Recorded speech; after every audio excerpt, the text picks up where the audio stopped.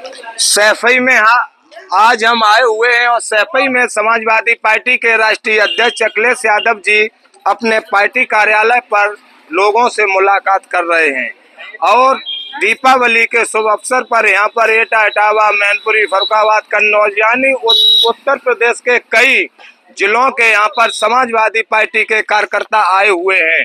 आज हम इनसे जानकारी लेंगे कि जो लोग यहाँ पर आए हुए हैं और जो राष्ट्रीय अध्यक्ष जी से मुलाकात हुई है उसके बारे में हमें जानकारी दें, क्योंकि यहाँ पर पूरा जो परिवार है वो सम्मिलित हुआ है। क्योंकि दीपावली के शुभ अवसर पर जैसे कि समाजवादी पार्टी के राष्ट्रीय अध्यक्ष अखिलेश यादव जी, शिवपाल सिंह यादव जी राष्ट्रीय महासचिव समाजवादी पार्टी और अंकुर यादव जी जो कि सांसद बदायूं हैं और धर्मेंद्र यादव जी सांसद आजमगढ़, सारा परिवार यहाँ पर आज सैफई में उपस्थित है। मैं इन लोगों से बातचीत करेंगे। कहाँ से आए हैं आप? जिला शाहजहांपुर, धनपाल यादव नाम है, प्रदेश सचिव हूँ। यादव जी आप यहाँ आए हुए हैं, मुलाकात हुई है? हाँ, मुलाकात हुई है। क्या कहा है दीपावली के शुभ अवसर पर? बधाई दी है, आशीर्वाद दिया है जी। चुनाव में लगे, चुनाव इसी में आप चलते हो, यही गाड़ी है? ये नहीं है जी, मुलाकात हुई है अच्छी। मुलाकात। और लोग हैं, इनसे सारी जानकारी लेंगे कि यहाँ पर लोग आए हुए हैं, क्या इनकी मुलाकात हुई है समाजवादी पार्टी के राष्ट्रीय अध्यक्ष अखिलेश यादव जी से। सबसे पहले आप अपना नाम बताएं। मनीष कथेरिया, समाजवादी पार्टी से। कहाँ से हैं आप? मैं इटावा और मैनपुरी दोनों जगह देख रहा हूँ। मैनपुरी आप देखते हैं, तो मैनपुरी में अब की बार माहौल क्या है? करेल में बहुत अच्छा माहौल है और पीडीए परिवार एकजुट हो रहा है और पीडीए परिवार समाजवादी पार्टी को वोट करेगा जी। माननीय राष्ट्रीय अध्यक्ष जी ने जो नारा दिया था पीडीए का, अब वो कहीं ना कहीं सफल होता दिख रहा है और पीडीए परिवार एकजुट हो रहा है। अच्छा, हमने आपको देखा है कि जो ये चुनाव है, उपचुनाव है जो करेल का, उसमें आप लोग जाते रहते हैं। उम्मीद क्या है जीत की? एक तरफा चुनाव है, पिछड़ा, दलित, अल्पसंख्यक और अति पिछड़ा और आदि आबादी बहुत जोर शोर पे वोट दे रही है। मैं मतदाताओं के बीच में जा रहा हूँ और मतदाताओं का रुझान अब कहीं ना कहीं समाजवादी पार्टी के प्रति है और समाजवादी पार्टी इस चुनाव से कहीं ना कहीं 27 की चुनाव की तैयारी में है और ये कहीं ना कहीं करेल रिकॉर्ड मतों से जीत होगी यहाँ। लेकिन मैं आपसे एक बात और पूछना चाह रहे हैं, जैसे कि चंद्रशेखर आजाद जी की जो पार्टी है उन्होंने भी यहाँ पर शायद प्रत्याशी उतारा है और बसपा ने भी उतारा है, लेकिन इसमें जो आपने अभी कहा है कि पीडीए, तो पीडीए में इससे अंतर आएगा कि नहीं आएगा? अब पीडीए में मेरा तो मानना है कि कोई अंतर नहीं आएगा, क्योंकि सारे लोग सद्य नेताजी से जुड़े हुए थे और नेताजी की कर्मभूमि है करेल, और करेल में कहीं ना कहीं सारे लोग समाजवादी पार्टी के परिवार के लोगों से जुड़े हुए हैं, इसलिए मुझे तो लगता है कोई फर्क नहीं पड़ेगा। नाम क्या है? और आप यहाँ, हमने देखा है कि सुबह से आप आए हुए हैं, मुलाकात हुई है समाजवादी पार्टी के राष्ट्रीय अध्यक्ष श्री अखिलेश यादव जी से?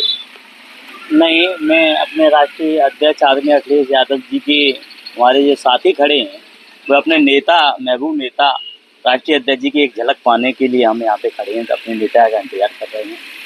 माननीय नेता जी हमेशा सबका सम्मान करते थे। आज जो पीडीए बना है ना, भारतीय जनता पार्टी के लोग इस पीडीए से घबराए हुए हैं। ये आपका बात ये है कि अब इसका काट नहीं ढूंढ पा रहे हैं। अब जिस प्रकार से मैं बता दूं, मेरा नाम जनवेद भोजपाल बुर्जी है। मैं एक चने दाने भूनने वाले समाज से आता हूं और मुझ जैसे छोटे कार्यकर्ता को प्रदेश कार्यकारिणी प्रदेश सचिव बनाया।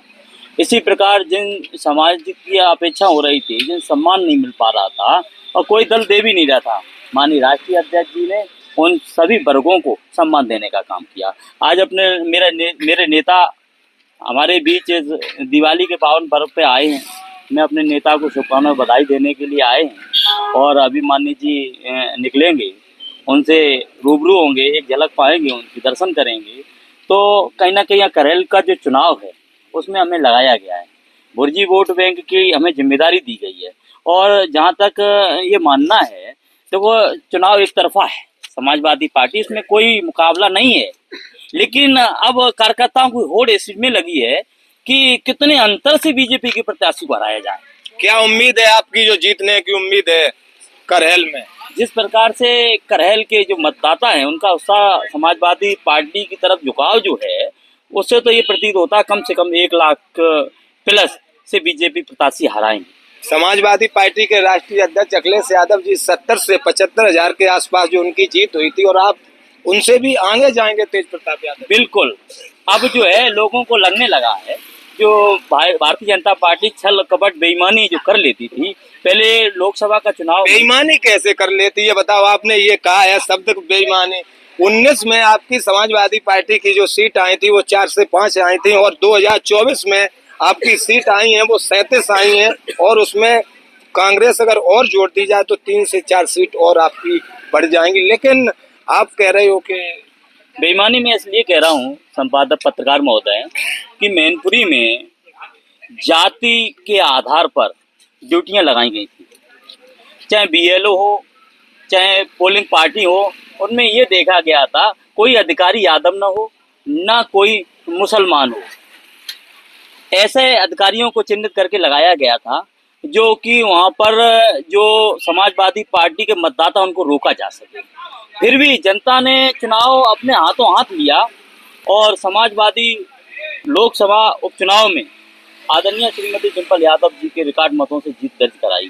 तो कहीं ना कहीं लोग अब जान चुके हैं ये कितनी भी बेईमानी कर लें, लेकिन जनता का झुकाव एक तरफा समाजवादी पार्टी की तरफ हो गया है, और अब ये तो टेलर है, अभी पिक्चर बाकी है। आपने ये कहा है कि समाजवादी पार्टी का जो यहाँ पर उपचुनाव हो रहा है, ये यहाँ पर करहल में आपने ये कहा कि समाजवादी पार्टी का जो माहौल है वो बहुत अच्छा, लेकिन हमने देखा है, हम भी जाते रहते हैं गांव गली मोहल्ले में, लेकिन यहाँ पर जो करहल में एटा, इटावा, मैनपुरी, फर्रुखाबाद, कन्नौज, झांसी, हर जिले के यहाँ पर कार्यकर्ता आए हुए हैं और यहाँ पर मेहनत कर रहे हैं। जब यहाँ पर समाजवादी पार्टी का ये गढ़ था तो इतनी मेहनत करने की क्या जरूरत है?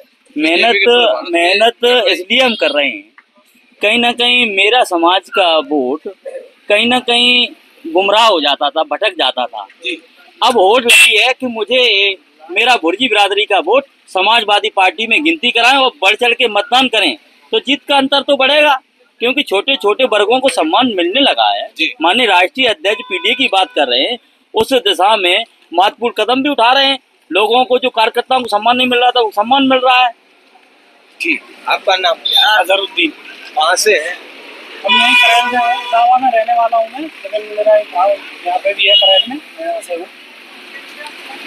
कैसे देख रहे हो यहाँ से? अगर आप देखिए करैल में जो है सिर्फ और सिर्फ समाजवादी का ही वर्चस्व है और समाजवादी पार्टी की सीट निकली। ऐसा तो नहीं है कि आप लोग सभी लोग हैं समाजवादी पार्टी के कार्यकर्ता, इसलिए आप वो मतलब कह रहे हो कि समाजवादी पार्टी का? मैंने आपकी बात मान ली कि हम लोग समाजवादी पार्टी के कार्यकर्ता हैं और दिलो जान से लगे रहते हैं, लेकिन आपका ये मानना गलत है कि हम पार्टी है तो इसलिए। आज आप किसी वर्ग से पूछेंगे, किसी वर्ग से, तो वो जो है ये भ्रष्टाचार की सरकार हटाना चाहता है, और इसका परिणाम आपको 2027 में देखने को मिल जाएगा। 2027 में पूर्ण बहुमत से समाजवादी पार्टी की सरकार बनेगी। ठीक है, आपका? राम जी यादव। आप तो ये गाड़ी भी चलाते हैं, तो इसका जो खर्चा, ये गाड़ी और दिखाई जाए, जो ये गाड़ी आप चलाते हो तो गाड़ी का जो खर्चा है डीजल से लेकर, और ये जो खर्चा ये कौन कैसे क्या है? सब हमारे राष्ट्रीय अध्यक्ष अखिलेश यादव जी का आशीर्वाद है, सब वही करते हैं भैया। हम एक नहीं 3-4 गाड़ी ऐसी बनवा चुके हैं। नहीं, 4 गाड़ी आप बनवा चुके हो, लेकिन इसका जो डीजल का जो खर्चा है वो कौन देते हैं? समाजवादी पार्टी के कार्यकर्ता या फिर? नहीं किसी भी नहीं, हम अपना गेहूँ धान खेती से चलाते हैं, और जब चुनाव ना होता है तब भैया व्यवस्था करवा देते हैं। अच्छा, व्यवस्था हो जाती है? अखिलेश जी करवा देते हैं, और वैसे तो अपना हम घर से ही चला खेती है। भाभी जी ने ये गाड़ी जो है ना, ये देखिए पार्टी को आशीर्वाद। आपका नाम क्या है? मेरा नाम रोहन सिंह साक्य है। सामने देखो। साक्य जी, कहाँ से हैं आप? मेरा नाम भोगांव विधानसभा है। मेरा नाम रोहन सिंह साक्य, ग्राम पोस्ट अहरवा है और जिला मैनपुरी है। और हम मतलब 1992 से थे हम समाजवादी पार्टी में काम कर रहे हैं। 1992 में ही समाजवादी पार्टी श्रद्धेय नेताजी ने बनाई थी। हाँ। और उसी समय से आप हैं? हम उसी समय से काम कर रहे हैं जी। और निस्वार्थ काम कर रहे हैं जी। कोई पार्टी से लेना देना नहीं है।